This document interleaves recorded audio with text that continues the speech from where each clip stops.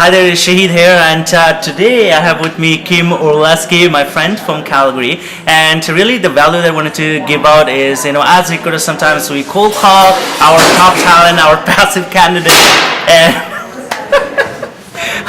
there's some tear down of that's the sound. That's okay. We're gonna continue, and that's the beauty of it, right? You start and you keep going. You don't stop. So she will give you some tips if you're cold calling your top talent passive candidates. You're not sure what to say, how to actually close those passive candidates over the phone call.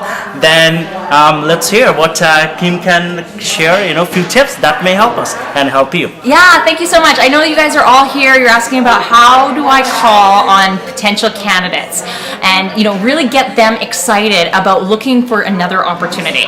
So here's tip number one, right? People buy on potential, not on previous experience. Okay? When we offer somebody a new opportunity, it's not about trying to match them with where they currently are, but it's the unlimited potential that they possibly could be. Listen, Mr. Candidate, I am so excited to offer this to you because this company is growing, they're up, they're coming, they're innovative, they're looking for people to actually get in the trenches right now so that they can quickly promote. People love buying on potential. The number two one is really helping to set up that exclusivity. You yourself as a recruiter are an exclusive provider. You have access to the absolute best positions with the best companies in the world. And I know you're probably going to have a lot of people say this to you. The way that this is going to differentiate you from all the other recruiters is that this is actually true for you. You can create connections with people. And not everybody's going to say, yes, I'm absolutely interested in looking forward to you. But what I found, even when I worked in business to business sales, was I created relationships with recruiters over the course of many years. They knew exactly where I was at any given time. And when it came time to look again, I always went back to the same 2 or 3 people that I knew they had better opportunities than everyone else.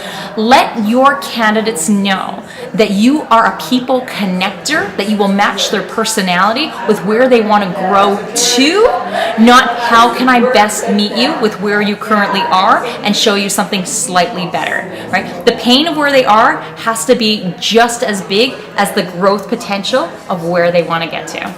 Awesome. So I really loved your Cancun example. Yes. So what would be that example in this particular case? Yeah, so the Cancun example is talking a lot about the transportation versus the destination, right? When WestJet Vacations sells a vacation, they talk about how crappy you currently are in your Canadian city. Canadian winters suck. It's cold, it's icy, nobody wants to be here.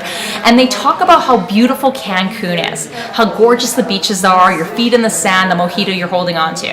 At no given time does WestJet Vacations talk about what they actually sell, which is the transportation, the plane. They're not talking about how beautiful the leather is of the seats and how many seats they have per row and all these other things. They're talking about the destination, the beauty of where we possibly can be.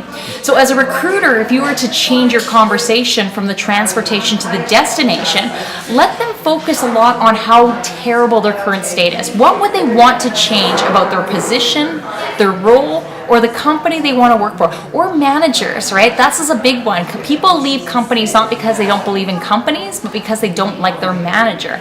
Let them really stew on that for a little while.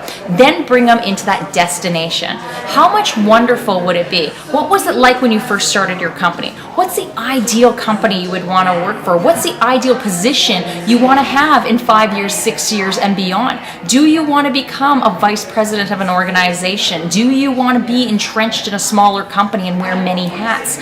What does that possibly look like for you? And when you understand the value that the candidate actually sees for themselves in their lives, you can better match them, show them what that looks like, stay away from the whole process, which is sending resumes, meetings, interviews. We're going to start getting you on the fast track to finding something new. Keep them focused on the ideal state that they're going to be in a very short period of time. I love that, Kim, that you brought up that manager issue, and that's why it's think of it that way. If you're a recruiter, right, we always talk about selling the similarity instead of the difference. The fingertips that you're seeing here, it's different than Kim's fingerprint. That is, you sell the difference, and the difference that you have is your hiring manager, because none of the other recruiters can offer your hiring manager to the same candidates. Absolutely. So start selling the difference. I hope you got value out of it. Kim, thank you so much. Thank you for having me. providing value, and we'll talk to you soon. Thank Bye, you. guys.